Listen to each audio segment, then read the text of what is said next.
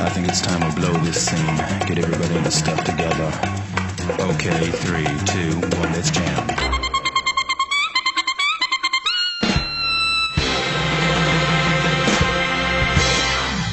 On today's episode of 1 Minute Reactions, react to My Hero Academia episode 64, The Scoop on UA Class 1A. It has been over 1 year since we've got a new episode of My Hero Academia, not counting any OVAs, specials, movies, whatever. And unfortunately, in our triumphant return, we get a recap. But this one's kind of interesting. It's told primarily through the perspective of a freelance journalist, Totaka, who comes to the realization that All Might's last message after his fight with All for One was not a declaration of war against his enemies, but a proclamation of him passing the torch to his eventual successor. Totaka has come to the assumption that it is not one of the big three, but it's more or less going to be one of the finalists from the sports festival, Class 1A. I gotta say, this dude is unbelievably smart to have figured this out, but if he is just your average journalist, I wonder how people with super smart quirks are not realizing this, but hey, it's a filler, so whatever. Unfortunately, a monumental amount of time that he was allotted in this episode is basically given as a recap to the students of Class 1A, going through their student numbers, who they are, and their powers. So, we already know this at this point.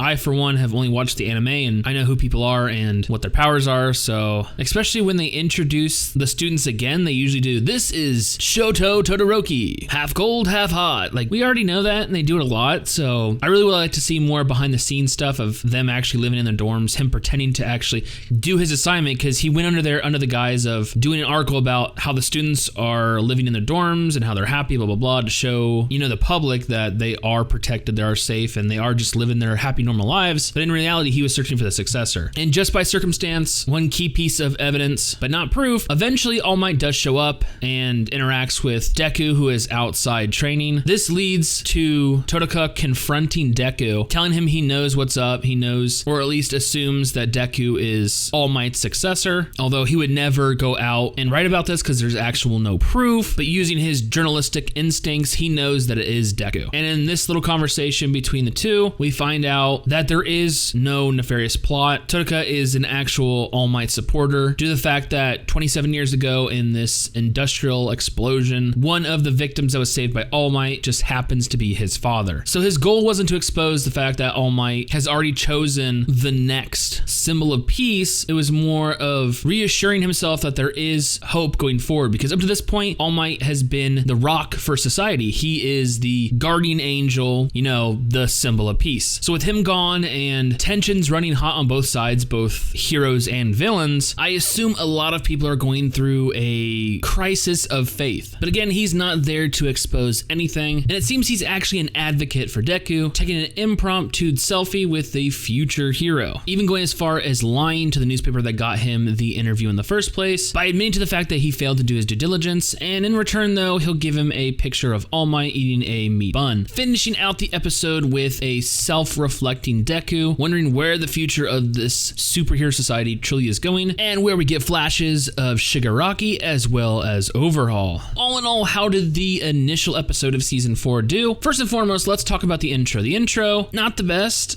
Still a fan of opening number 2. It probably has one of the best songs. When you imagine a big three, close your eyes, listen to opening 2, and you can picture Naruto or Bleach or whatever. It just has that pivotal feeling. This one, not bad. Like I said, I'm anime only, so what can I discern from this? Doing a little impromptu breakdown, it's going to be centered around a girl with one horn, as well as Overhaul. It seems he's going to be this season's big baddie. Not only that, we have the big three. They're going to be showcased somehow. Maybe a team up with Mirio as well as Deku. Somehow I think that Night Eye, All Might's previous sidekick, is somehow going to be intertwined in this, because we know through Tokata that Mirio is actually apprenticed working with the former sidekick.